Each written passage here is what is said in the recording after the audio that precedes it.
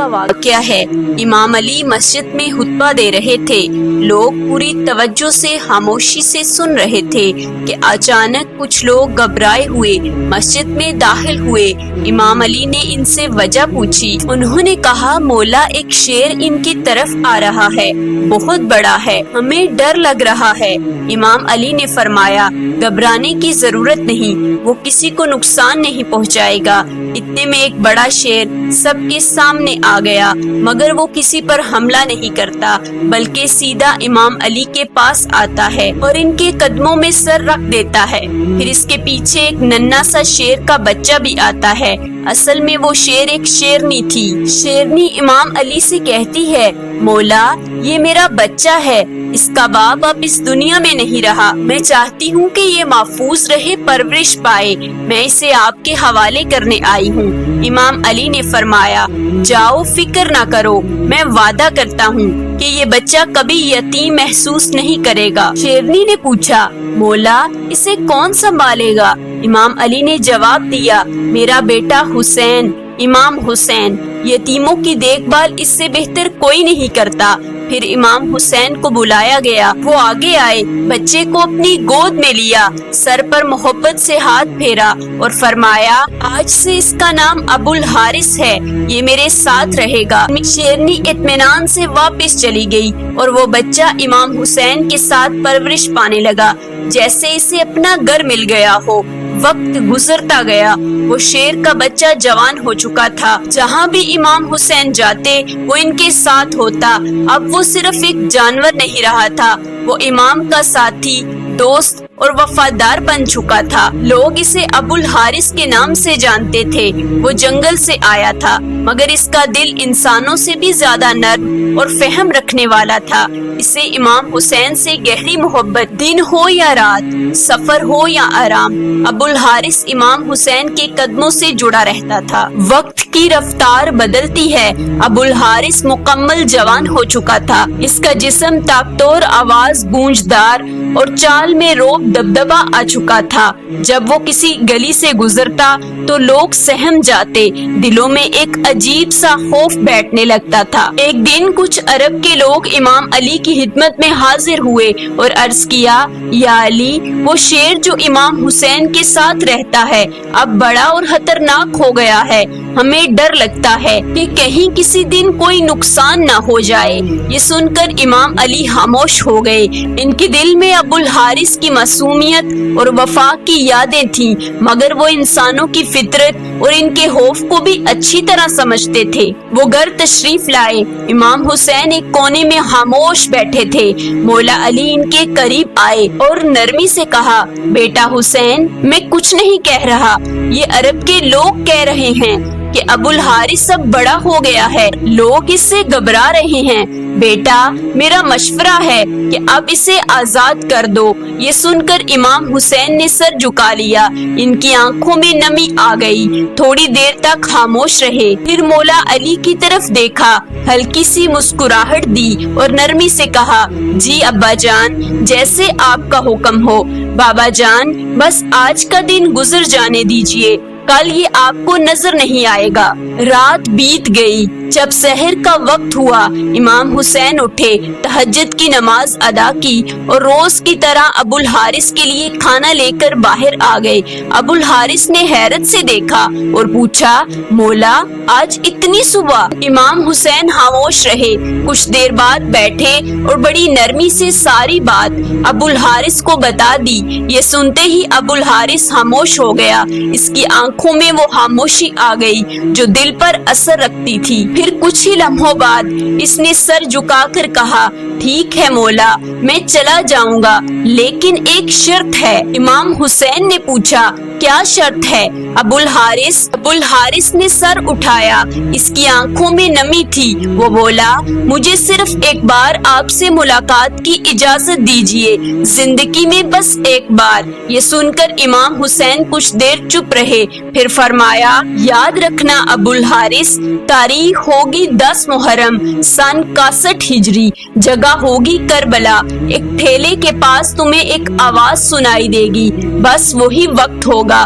ہماری آخری ملاقات کا، اسی آواز پر چلے آنا، وہاں میں تمہیں یاد کروں گا۔ ابو الحارث نے آہستہ سے ایک سوال کیا، مولا جب وہ دن آئے گا تو مجھے واپس کون بلائے گا؟ کیا آپ مجھے آواز دیں گے؟ امام حسین نے فرمایا، نہیں ابو الحارث۔ ابو الحارث نے پھر پوچھا، تو کیا آپ کے بھائی عباس بلائیں گے؟ مولا حسین کی آنکھوں میں نمی آ گئی، دل بھر آیا اور فرمایا، نہیں ابو الحارث۔ ابو الحارث خاموش ہو گیا، تبھی امام حسین رو پڑے اور فرمایا، ہماری اماں فضا تمہیں آواز دیں گی۔ روایت میں آتا ہے کہ آج بھی کربلا میں وہ مقام موجود ہے جہاں بی بی فضا نے ابو الحارث کو آواز دی تھی۔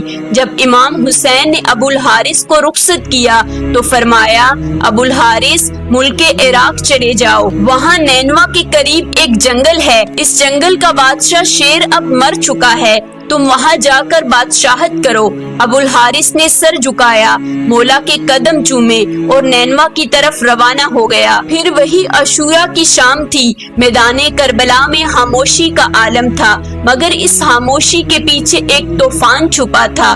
جب حضرت امام حسین شہید ہوئے، اس کے بعد عمر بن سعد کا حکم تھا کہ لاش حسین پر گھوڑے دوڑائے جائیں اور پاک جسم کو پامال کیا جائے۔ یہ خبر جب خیام تک پہنچی تو قیامت کا سما تھا۔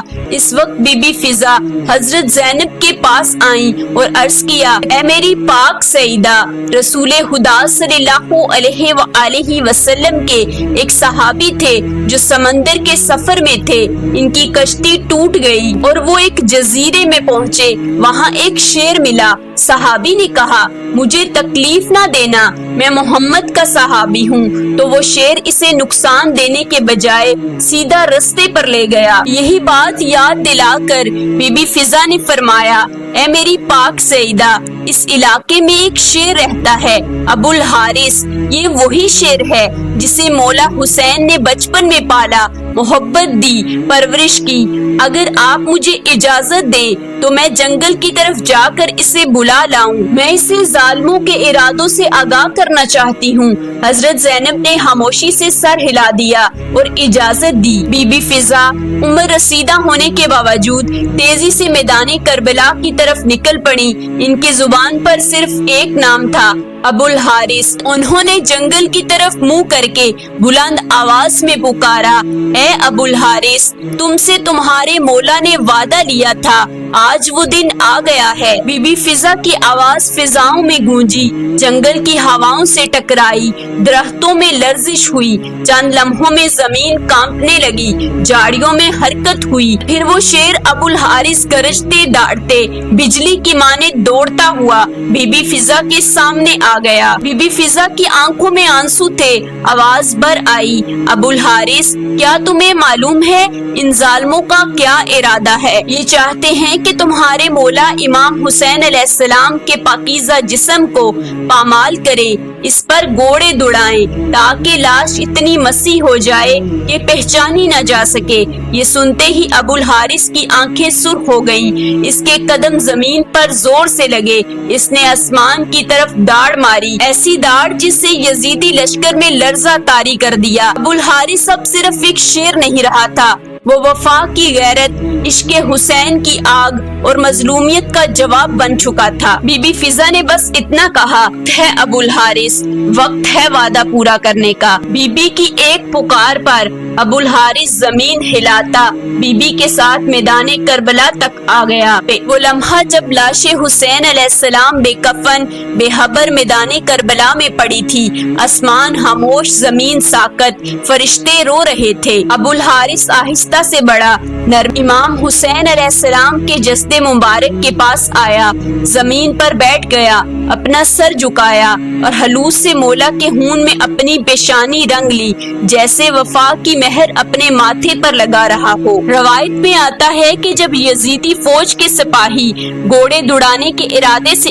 آئے تو انہوں نے ایک عجیب منظر دیکھا، ایک شیر تنہا امام کے پہلو میں بیٹھا تھا۔ گھوڑے وہ منظر دیکھ کر حیران ہو گئے، بے قابو ہو کر ادھر ادھر بھاگنے لگے، سپاہی گرنے لگے، کوئی پلٹ گیا، کوئی خوف سے کانپنے لگا، کسی میں ہمت نہ ہوئی کہ مولا حسین علیہ السلام کی لاش کے قریب جا سکے۔